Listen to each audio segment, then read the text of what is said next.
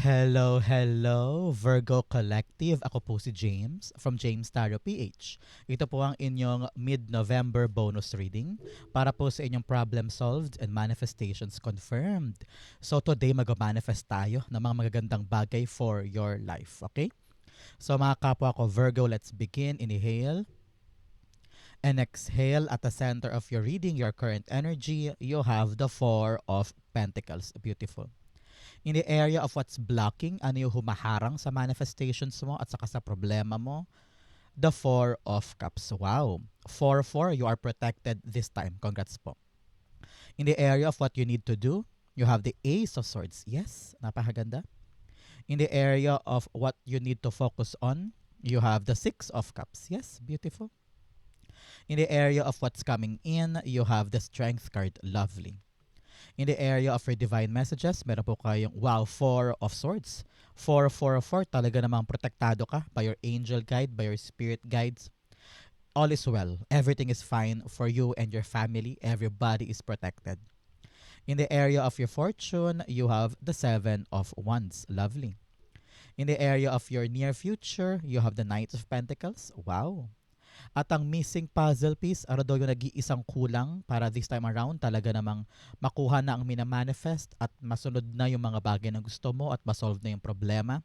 Yan yun, mamaya bubuksan natin siya at the end of our reading. But first, thank you muna sa mga kapwa ko Virgo dyan na hindi po nag-skip ng ads. Saka po sa mga nagdo-donate po sa ating channel, thank you po. Sa tuwing hindi kayo nag-skip ng ads, yun lang po yung only way to support me pag meron tayong free reading dito sa ating channel. So thank you po for not skipping the ads. So, at the background of your energy, meron po kayong the Five of Swords. Okay? This time around, Virgo, kayo po yung pinapayuhan ng yung spirit guides na umiwas, no? You need to parang i-detach mo daw ang sarili mo sa mga gulo. Most especially kung itong mga gulong ito ay humaharang or nagpapagulo sa buhay mo. For example, may hindi magandang diskurso sa trabaho o sa bahay o sa negosyo. Learn to detach yourself from the negative energy. Lagi mong isipin, baka hindi ako belong dyan, hindi ko kayo guguluhin, ayoko madawit, mga ganyan. So, learn to really um, pull yourself away from a negative energy. Halimbawa sa opisina, yung mga katrabaho mo, puro daldalan, puro chismisan about a certain person, umiwas ka na para ikaw mismo ay makapag-focus ka sa mas mahalaga. Okay? There are a lot of things in your life na mas dapat unahin more than the things na alam mong hindi makakatulong sa'yo. Panahon na daw para linisin ang energy sa buhay mo this time. Okay? Itong mid-November mo. Mamaya i-clarify pa natin ang silbi ng Five of Swords sa buhay mo for this month. Okay? At the center, meron po kayong the Four of Pentacles. Four of Pentacles, kayo po tinatawagan ng yung spirit guides this time. Ito po ang yung current situation ha. Sa ngayon, kitang-kita niya yung pagtitipid mo and you are very, very much holding sa mga bagay na pinapangalagaan mo. For example, budget, no? Talagang naka-stick ka sa budget mo, ayaw mong umalpas, gusto mo lahat ng needs ay mabayaran muna before you make a unnecessary purchases, halimbawa. Kailangan yung mga dapat i-provide, hawak-hawak mo, parang ganyan. Sa ma-view, masyadong lunod o kaya masyadong nagpapakapagod sa iyong mga trabaho or negosyo. And your spirit guides are really telling you this time, Virgo, na mag-let loose ka naman. Yung magsaya ka naman, bumitaw ka naman panandalian. Because kitang-kita ko rito na kapag panandalian kang umalis with the Five of Swords, mas lilinaw yung isip mo sa mga bagay na para sa'yo. Sa ma-view, parang kailangan siguro munang lumabas, um, learn to bond with friends and family, learn to detach yourself from something na talaga namang alam ko importante, pero most of the time, ramdam ko yung ha, uh, parang burnout and parang overworking ka na. Nagiging overstimulating na rin yung trabaho. Pero naiintindihan naman kita, you are doing everything para lang makip yung mga bagay na importante para sa'yo. Pero here, kayo po yung pinapayuhan to let go eh. Let go of something na alam mong mapanakit na. Kahit na importante yung ibang bagay, baka ngayong time na to, ma-realize mo, ay, hindi pala para sa akin yan. Ay, panira lang sa buhay ko yan. So, alam ko marami kang pinapangalagaan, iniingatan, pero meron ka rin daw mga niyayakap na nakakasira sa diskarte mo at sa energy mo. So, you need to figure that out this time, Virgo. Kung ano yung nakakasira sa life mo this time na dapat nang bitawan, okay? So Virgo, since ito po ay problem solved and manifestation reading, isulat mo sa baba yung mga manifestations mo. Panahon na yan para magkaroon ka ng written manifestation power, di ba? So gamitin mo yung comment section natin so that your manifestation will come true. For example, I manifest to have this, I manifest to have that. Feel free po to do so sa ating comment section. It will come true. The Four of Pentacles, the Ace of Swords. Wow, dalawang Ace of Swords na. Sabi dito, kailangan daw maliwanagan ka, Virgo, about something. Most especially sa mga importante at hindi. Matipid ka naman eh, masinop ka naman eh. Alam kong alam mo kung ano yung mga importante para sa'yo. Pero at some point, sabi dito, parang merong ilusyon eh. Merong kang niyayakap na hindi ka yakap-yakap or hindi na valuable in your life. And once na maliwanagan ka sa mga bagay na yan, doon magsimulang gumaan ang pakiramdam mo at mawala na tong parang bigat or parang friction na you feel with other people. I know sometimes parang hindi ka nila naiintindihan, hindi ka nila nauunawaan with your purpose, with your dreams. Kasi nga marami ka pinagdaanan before. Kaya kitang-kita ko rito yung pagkapit mo sa mga mahahalaga because you're afraid, so much afraid na kung hindi mo to babantayan, na hindi ka nakatutok, ay baka mawala, no? Pero you need to realize with the Ace of Swords here na sometimes ang sayo-sayo and that hindi porket nakatutok ka dyan ay talaga namang dapat araw-araw ka nandyan, no? You need to let go, you need to let loose, you need to have fun, no? Kasi pag nag-have fun ka at okay ka naman, hindi ka mapapagod yakapin itong mga importante at lahat ng pinagdaanan mo ay worth it sa buhay mo. Okay? In the area of your blocking, ano yung humaharang sa buhay this time ni Virgo? Ano yung humaharang sa iyong problem and manifestations? Four of Cups. Sabi dito, you're so bored or disappointed about something na para bagang pagod na pagod ka ng umasa or pagod na pagod ka ng kumilos sa ikatuparan ng isang bagay. Sabi mo, ano ba yan? Pagod na ako with the Five of Swords. Lahat na dinanas ko, lahat ng iyak, pagod, rejection, disappointment, heartbreak, dinanas ko na dito. Meron pa ba naghihintay for me? At nakita ko rito may inaabot sa iyo ang iyong spirit guides eh. Si God eh. Para may bagong pagkakataon and your spirit guides are telling me na parang ayaw mong tanggapin, ayaw mong i-try, ayaw mong subukan kasi nakatutok ka pa rin dito sa mga bagay na ito na wala nang talagang halaga. Na para bagang sinasayang mo daw ang oras mo sa mga bagay na to kahit naman na may bagong paparating. So, you need to open your eyes, Virgo, for something new. Baka doon daw maganap or doon daw magkaroon ng ikakasakatuparan ang iyong mga diskarte. Clarify natin to. The Four of Cups. Siya nga pala, Virgo, saan po kayo nanonood ng ating reading today? Comment down below. Saan parte po kayo ng Pilipinas o buong mundo nag-enjoy ng ating special reading para po sa inyo? Four of Cups. The Hermit card. Yes, malungkot ka talaga. Narinig ko dito, ayaw mong makipag-socialize. Nakita ko rito that this new opportunity ay magagaling sa mga connections mo. Kaya tantanan mo na daw, Virgo, yung pagsasolo lang o parang I don't know why. Siguro personal natin to mga Virgo. Normal sa atin to. Yung ayaw natin ng crowd. Ayaw natin ng alam mo yung social gathering or meeting other people. Sometimes nakaka-overwhelm sa atin yon and we don't want to subject ourselves sa mga ganong sitwasyon. Pero nakita ko rito kung lahi ka doon nag-isolate at lahi ka malungkot at parang nangihinayang ka sa mga natapon na, sabi, panahon na daw para kumawala ka sa yung shell and you will see the good new things.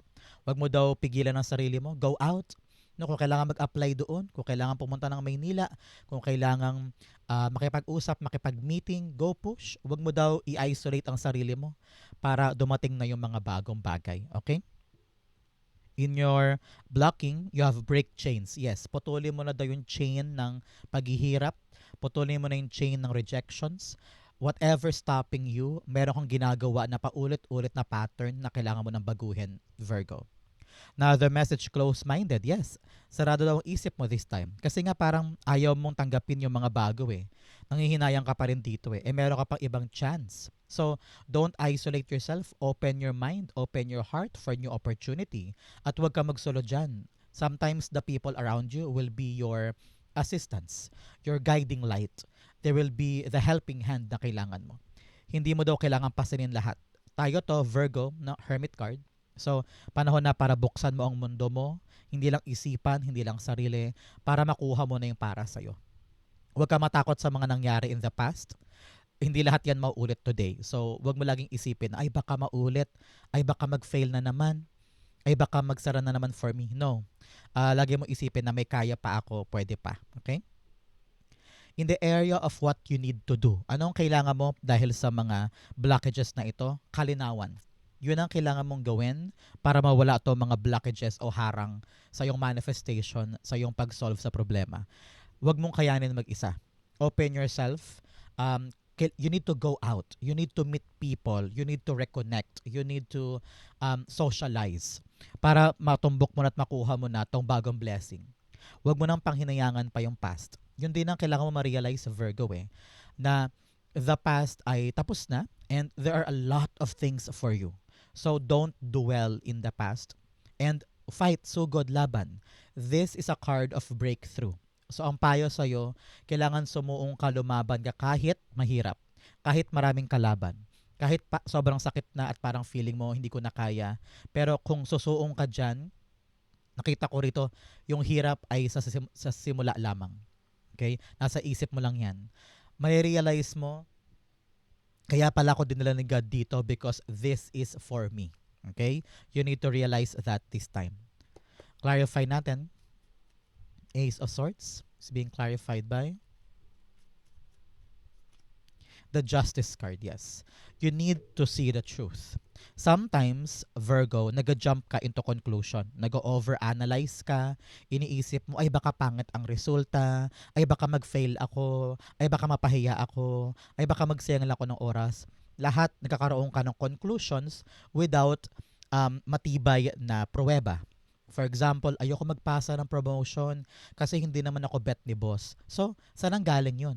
Sometimes, baka mali lang yung akala mo. You need a mapanghahawakan na pruweba bago ka kumilos sa isang bagay or bago ka mag-overthink sa isang bagay.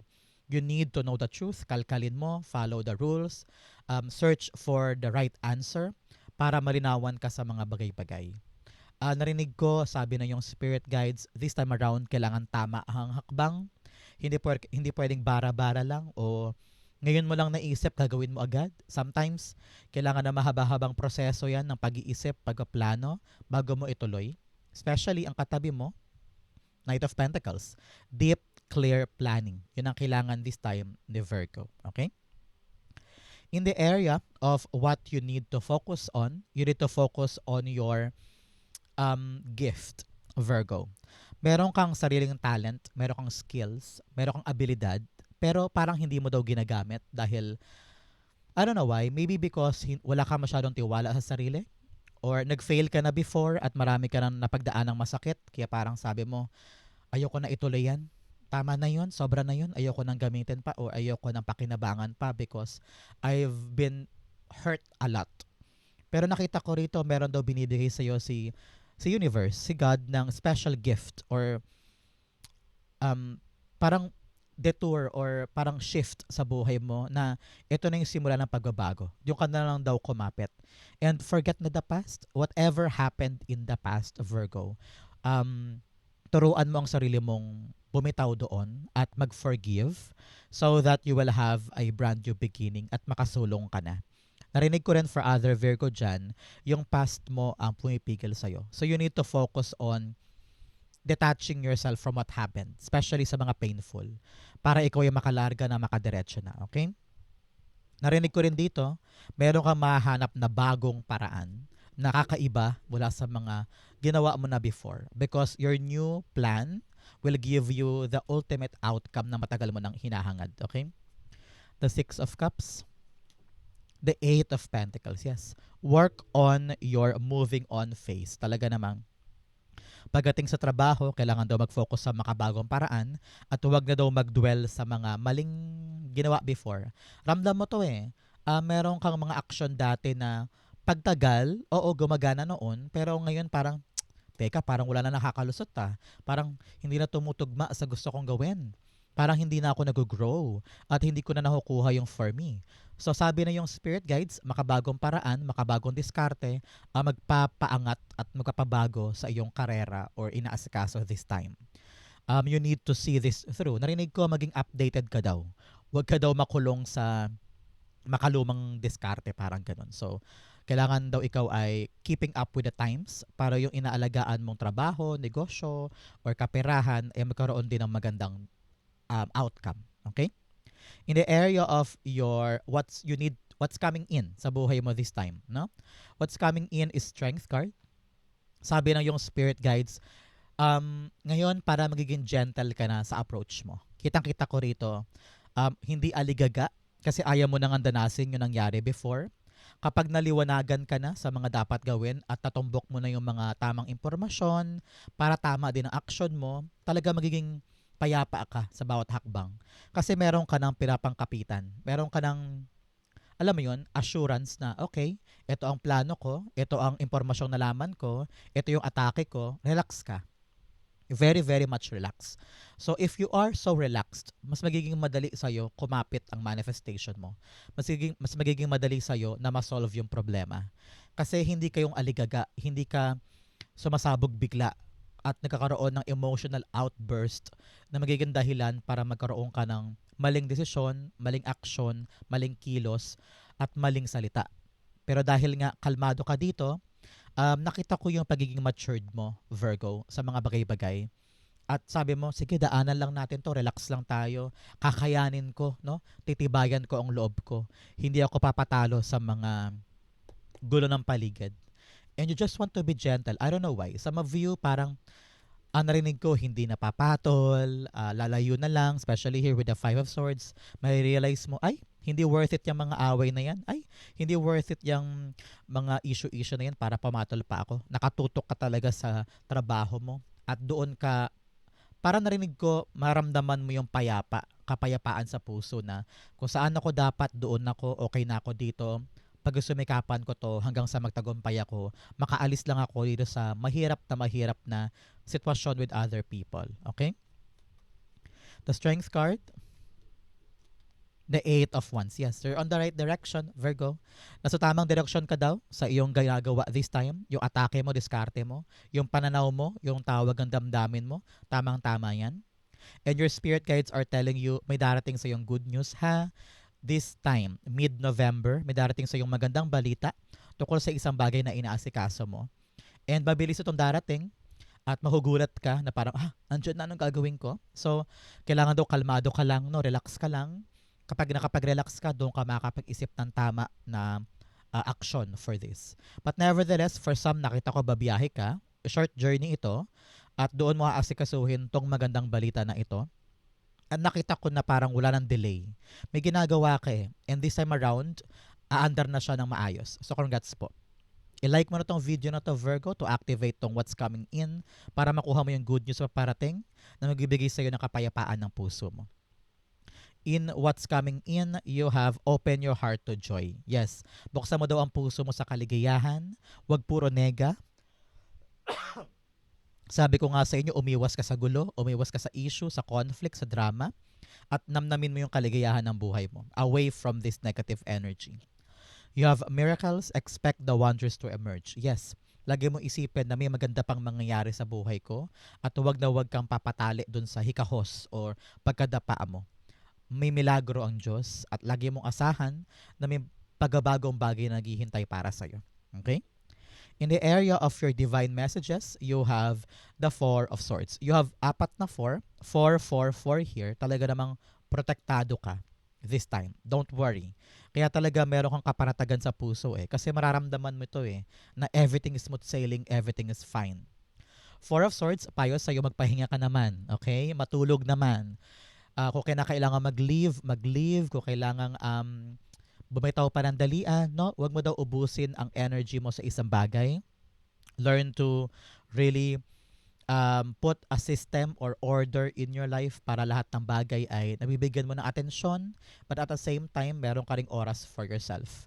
Narinig ko kung kailangan mo magbakasyon, go push, no? Huwag mo daw i-deprive ang sarili mo sa luxury or mga bagay na ikakabuti mo sarili mo, okay? Huwag mo daw laging kalimutan ang sarili mo sa proseso ng tagumpay mo. Because kailangan mo ng katawan mo. Kailangan ng perfect health ng isip at puso mo, 'di ba? So give a lot of time sa tulog, Virgo, this time, okay? The Four of Swords, the Five of Swords. Wow, dalawang five, change of mind, change of habit, change of way of living. So, sabi dito, kung ano man daw yung mga iniisip mong problema ngayon, at talaga namang sobrang sakit na, ipahinga mo daw yan, no? Narinig ko dito, wag ka daw aligaga sa mga bagay na gusto mo makamit. Alam ko na ginagawa mo ang lahat para magtagumpay, para makamit yung gusto mo. Pero sabi dito, wag mo siyang daanin sa taranta. Wag mong daanin sa negatibo. Kasi yun yung paraan para lumayo yung manifestation mo. Dapat hindi ka frustrated, dapat hindi ka desperate masyado. Daanan mo lang yung buhay ng magaan. The more na magaan yung pakiramdam mo, tinan mo yung likod mo. Nandun ikaw, nag-celebrate, pero maliit. Kasi mas binibigyan mo ng posisyon yung mga negativity. So, rejoice your life, take a rest, ipagpasa Diyos mo yung mga bagay-bagay. Doon mo makikita na mas bibilis with the Eight of Wands, yung pagpasok ng swerte, pagpasok ng manifestations mo, at paggaan ng mga problema. Okay? In your divine messages, you have meditate and contemplate. Yes, sabi nga sa inyo, dahil pagod na pagod ka na, dapat ngayon maupo, kumalma, i-rest ang isip para makapag-isip ng tama at learn to control this negative thinking, mga stress, anxiety, overthinking, overanalyzing. Mas bigyan mong buhay yung kagandahan kaysa yung mga negatibo. Now, the message, don't let pride get in your way. Oh, huwag mo daw hayaan yung pride mo ang makasira sa diskarte mo. Yes, you want to win. Yes, you want to be better or be the best. Pero baka daw sa prosesong yan ay makapanakit ka ng ibang tao. Hindi rin naman maganda, di ba? So, don't let your ego be the driving force sa tagumpay mo. Dapat humble lang tayo and let's work with other people in a grounded way. Okay?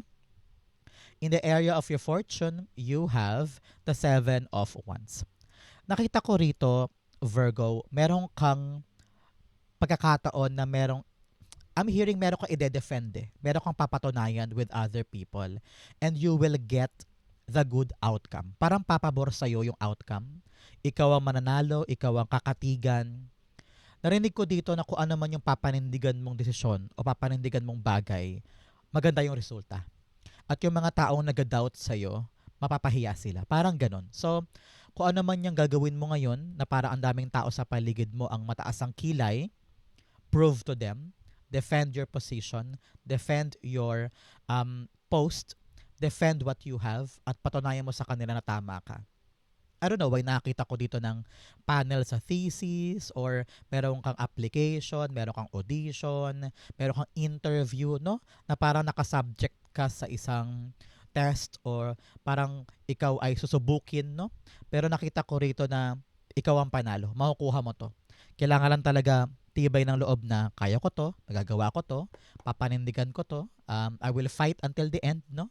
And you will get that good result. Clarify natin yan. Seven of Wands. The Queen of Wands. Yes. Napakasaya mo this time. Kitang-kita ko kanina, ramdam ko na that hindi naman sa madali, pero yakang-yaka mo to. Parang, I don't know why, kung sasabihin ko mang sisiw lang sa'yo itong gagawin mo, pero sa umpisa kakabahan ka sa pagde-defend mo sa gagawin mo o pagpo-prove mo sa kanila.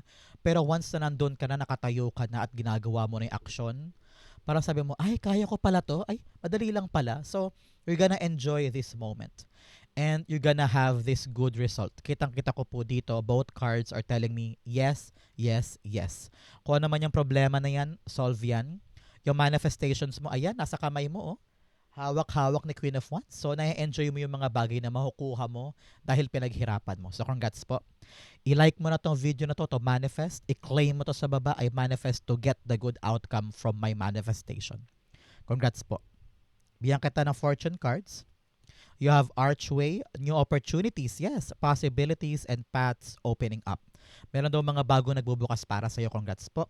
You have wreath, sorrow over a loss. Yes, talaga namang meron kang bibitawan, meron kang iiwanan, at patungo ka na sa katiwasayan ng buhay mo. Pero kaakibat nun, talagang may kurot minsan kasi meron ka na ile-let go with the Four of Pentacles here. So normal lang yan, most especially sa path ng pagbabago, path ng growth. Pero ka talagang hindi isasama moving forward. You have both money or property through an inheritance, winning or windfall. Yes, meron ka daw pera this time at mga galingan sa iba't ibang aspeto ng buhay mo. Congrats po. I-claim mo na to tong perang paparating. You have elephant, a long journey, either physical or mental, will leave you wiser at the end. Sabi ko nga sa inyo, may biyahe ka this time, pero nakita ko kanina, short journey ito. So, talaga may biyahe ka at babalik ka din. Pero itong biyahe na to talaga namang magandang outcome to for your manifestation. Good luck po. In the area of what you need to in the future, you have the Knight of Pentacles. Sa future, nakita ko po dito, yung matino mong plano ay magkakaroon ng magandang execution. At makukuha mo yung desired mong outcome with this plan. So ngayon pa lang Virgo, dapat daw kung meron kang pupuntahan, gagawin, aasikasuhin, ilatag mo muna yung plano, buhisiin, pag-aralan, wag na wag magmamadali. But nevertheless, ituloy mo yan, hakbangan mo, make it into your reality. Okay? Clarify natin si Knight of Pentacles. Meron po sa inyo nagkaplano about your problem na ma-solve. Huwag ka mag-alala, yung problem na yan at yung plano mo dyan, garantiya ang tagumpay mo. You're gonna win. Yes, mahirap ang pinagdaanan, pero sa huli, ikaw pa rin naman ang nagtagumpay. Okay? Knight of Pentacles, Four of Swords, yes. Payapang-payapang puso. Wow. Yes, everything is working out for you. Yung plano mo, yung diskarte mo, yung strategy mo, smooth sailing, at payapang-payapa ang puso mo this time. Congrats po. In the area of what's missing, ano yung kulang na ingredient kay Virgo para ma-solve na yung problema, makuha na yung mini-manifest? You have, wow, the Hangman. Wow, wow, wow. Sabi na yung spirit guides, ikaw daw ang nagpapaantala sa iyong progress. Narinig ko dito na tignan mo daw sa ibang perspektibo yung bagay. Halimbawa, meron kang problema, ito yung solusyon mo, pinipilit mo yung isang solusyon kahit naman na hindi na siya umuubra. Sabi na yung spirit guides, gawin mo sa ibang paraan. Maghanap ka ng ibang paraan para manalo ka this time. At maliwanagan ka na sa tamang diskarte moving forward. Tingnan mo naman, kapag huminto ka parandalian at nag-isip muna, lilinaw ang isip mo. Pag luminaw ng isip mo, gaganda ang plano, aandar ang plano, at magkakaroon ka ng good outcome, which is so good for you this time. Kaya ang payo sa'yo na yung Spirit Guides Virgo, pagplanuhan muna, maupo, mag-isip. Sabi nga sa'yo, huwag mataas ang ego, huwag mataas ang pride, pag kailangan talagang magpakumbaba at baguhin yung plano, baguhin so that you will see the right solution into your problem. The Hangman, the World card. Yes, you're on the path of success. Kaya panahon na para kumawala ka sa shell mo, mag-take risk ka naman, maghanap ka ng bagong paraan para sure ball ang tagumpay. Sabi dito, meron kang lumang diskarte na kailangan mo na i-surrender, isara mo na daw yan para makapasok ka na sa bagong stage na life mo kung saan doon smooth sailing at walang delay. So ngayon mag-isip, maging maparaan, maging madiskarte para mahayakap mo na yung tagumpay mo. Some of you talaga nakita ko will travel. You will be traveling. As a travel na yan, dyan ka talaga parang, alam ko na gagawin ko. Malinaw na yung ruta. Okay na ang lahat. So parang ganyan. So everything now will be smooth sailing basta ikaw ay handang kumawala sa nakasanayan mong maling ruta o maling pattern. Okay? So, yan po ang missing puzzle piece sa buhay mo para solve na ang lahat. So, manifestation dust po para sa inyo lahat. After watching this video, solve na ang problem, solve na manifestations. So, saan po kayo nakaresonate? Comment down below kung nakaresonate ka, Virgo. Salamat po for watching hanggang dulo. I love you. This has been James for James Taro PH. God bless everybody.